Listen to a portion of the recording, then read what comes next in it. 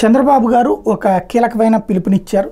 ఆడపిల్లలకు పుట్టినిల్లు తెలుగుదేశం అని ఆ పార్టీ అధినేత చంద్రబాబు అన్నారు. ఎన్నికలు రాగానే మోసగాళ్ళు వస్తారు, రకరకాల మాటలు చెప్తారు, జాగ్రత్తగా ఉండాలని సూచించారు. విజయనగరం జిల్లాలో జరిగిన మీటింగులో మహిళలతో ముఖాముఖిలో మహిళలకు ఆస్తిలో సమాన హక్కు ఇచ్చిన వ్యక్తి దివంగత నేత ఎన్టీఆర్. కానీ జగన్ మాత్రం ఆయన చెల్లెమ్మకు ఆస్తి కాకుండా అప్పులు ఇచ్చారు.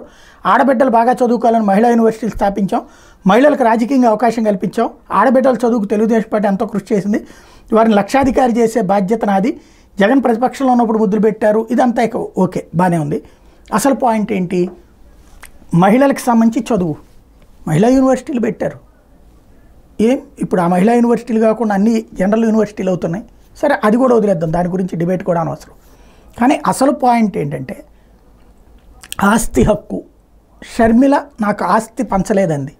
ఎస్, ఆస్తికి సంబంధించి మా అన్న నాకు అప్పు ఇచ్చాడని నేనే చెప్పాను కదా, అది ఎంత ఇచ్చాడు అన్నటువంటిది జగన్ చెప్పాలా లేకపోతే షర్మిల చెప్పాలా? ఓపెన్గా చెప్పలేదు. కానీ 85 కోట్లు ఇచ్చాడు, కానీ అది అప్పు అంది. కానీ మరి ఇప్పుడు ఆవిడ పెడతాన ఖర్చు ఈ డబ్బులన్నీ ఎవరిస్తున్నారు? చంద్రబాబు గారు అయితే ఎవరు? అనిల్ గారి దగ్గరేమి ఆస్తులేమి ఆకాశం నుంచి చూడబడలేదు. ఆయన సామాన్య ఫ్యామిలీ నుంచి వచ్చినోడు కాబట్టి ఆవిడకి మరి రోజుకో 10 లక్షల రూపాయలకి తగ్గదు, 25-30 లక్షల దాకా ఖర్చు అవుతుంది. ఎక్కడి నుంచి వస్తున్నాయి? పార్టీ నడిపింది తెలంగాణలో, డబ్బులు ఎక్కడి నుంచి వచ్చినాయి? ఆస్తి ఇవ్వకుండా రాజశేఖర రెడ్డి చనిపోయాక ఆస్తి రూపాయి ఇవ్వకపోతే ఎక్కడి నుంచి వస్తుంది? కాబట్టి ఆవిడ ఇంకా ఎక్కువ ఆశిస్తుందని ఇంతకుముందే చెప్పా. అది సరే, ఆవిడకి అడిగే హక్కు ఉంది, ఆయన సమాధానం చెప్పే హక్కు ఉంటుంది. రేపు కోర్టుకి ఏమైనా వెళ్ళొద్దని చూద్దాం.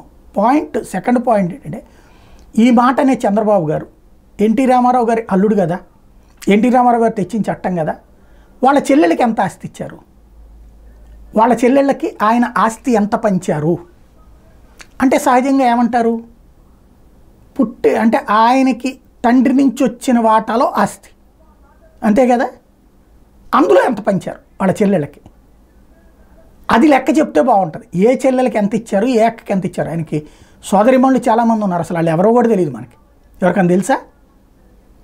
వాళ్ళ అమ్మగారే ఎవరికి తెలియదు. అమ్మగారు చనిపోయిన తర్వాత కూడా సాయంత్రం వచ్చేసి ఆయన రాజకీయాల్లో పార్టిసిపేట్ చేశారంటే మహానుభావుడు అని చెప్పారు. కానీ అంత్యక్రియలకు సంబంధించినటువంటి కార్యకలాపాలకు సంబంధించి చెప్పలేదు అక్కడ. ముందు అసలు వాళ్ళ చెల్లెళ్ళు అక్కలు ఎంతమంది, వాళ్ళకి ఎంత ఇచ్చారు వాటా? ఇంకోటి, సోదరుడుగా రామ్మూర్తి నాయుడికి ఎంత ఇచ్చారు ఆస్తిలో వాటా? ఇది ఆయన చెప్పగలిగితే బాగుంటుంది.